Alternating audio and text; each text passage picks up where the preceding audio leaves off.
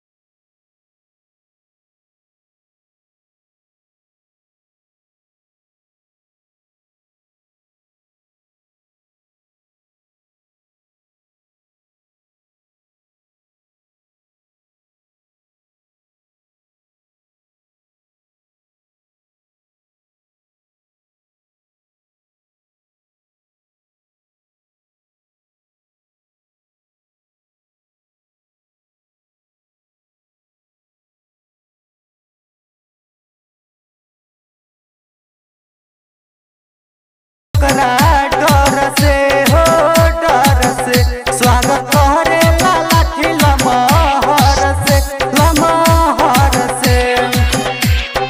भातार काला करे घरवा के गरम बाजार खेलना सोलियों में पढ़ेला भातार काला हो रतियों में पढ़ेला भातार काला बिया सुनिल ना मानेला बाता हो बापू प्रेमी के धैले साता हो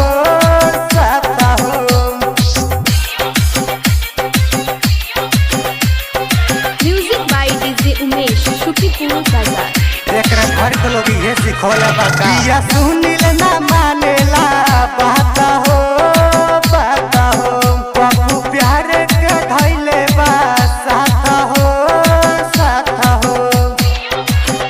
रे अब से बतिया मान ले राइटर ओजे खेला रोजगार खेलना सही का राइटर ओजे खेला रोजगार खेलना चोलियों में पढ़ेला भातार कालमा रतियों में पढ़ेला भातार कालमा। हाँ जी दबाइए ना क्या सब्सक्राइब के लाल बटन और साथ में घंटे का बटन।